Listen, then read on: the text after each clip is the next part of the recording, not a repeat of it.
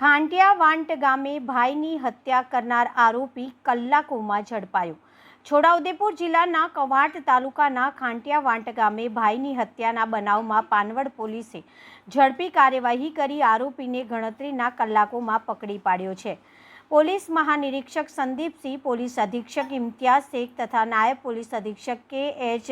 સૂર્યવંશીના માર્ગદર્શન હેઠળ ગંભીર ગુનાના આરોપીઓને ઝડપી પકડવા માટે હાથ ધરાયેલી કાર્યવાહીના ભાગરૂપે આ સફળતા મળી છે।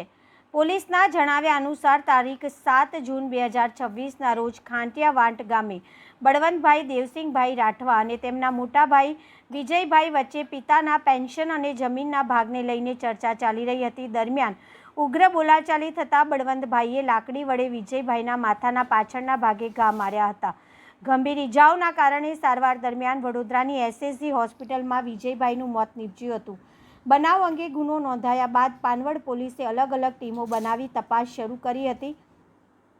હ્યુમન સોર્સ અને ટેકનિકલ સર્વેલન્સના આધારે આરોપી બળવંતભાઈ દેવસિંહભાઈ રાઠવા, ઉંમર વર્ષ 32, રહેઠાણ ખાંટિયા વાંટ, તાલુકો કવાંટ, જિલ્લો છોટાઉદેપુરને ઝડપી પાડવામાં આવ્યો હતો।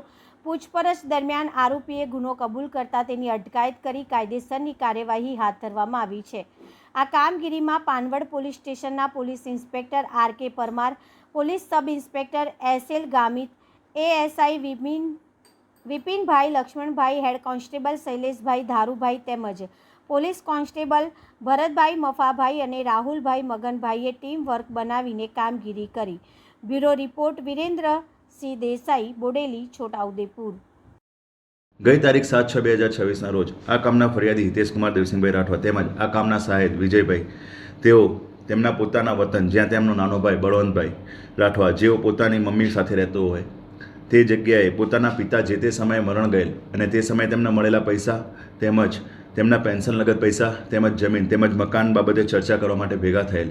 તે સમય દરમિયાન આ કામના ફરિયાદી તેમજ આ કામના મુખ્ય આરોપી બળવંતભાઈ રાઠવા વચ્ચે ઉગ્ર બોલાચાલી થતાં જેમાં ઝપાઝપી ચાલુ થતાં આ કામના સહાયક વિજયભાઈ રાઠવા વચ્ચે પડતા જેથી નાનો ભાઈ બળવંતભાઈ રાઠવા જે આ કામનો આરોપી છે તે એકદમ મુશ્કેલાઈ જઈ અને જે ઘરમાં લાકડાનો ડીંગો જેના ઉપર વાયર વીંટળાયેલા હતા તે ઉપાડી અને આ કામના સાહેબ વિજયભાઈ રાઠવાને પાછળના ભાગે મારતા તેઓને પ્રથમ સારવાર માટે ક્વાંટ, ત્યારબાદ બોડેલી અને ત્યારબાદ વડોદરા લઈ ગયેલા। ત્યાં સદરુ સાહેદનું મૃત્યુ થયેલ છે। સદરુ કામના ફરિયાદીના પિતા જે તે સમયે પોલીસ ખાતામાં ફરજ બજાવતા હતા અને તેઓ નિવૃત્ત થતાં તેઓને જે પેન્શનના પૈસા તેમજ જે રિટાયરમેન્ટના લાભ મળેલા તે તમામ પૈસા હાલમાં જે સૌથી નાનો દીકરો બળવંતભાઈ હતા એ એમની પાસે રાખેલા અને તેમની માતાનું પણ જે પેન્શન આવતું હતું એના પિતાના મરણ ગયેલા પછી એ પણ પૈસા એમની પાસે રાખતો હતો, જેના કારણે પૈસા લગત તેમજ મકાનની પ્રોપર્ટીના વાદ વિવાદમાં ઝઘડો થયેલ હતો।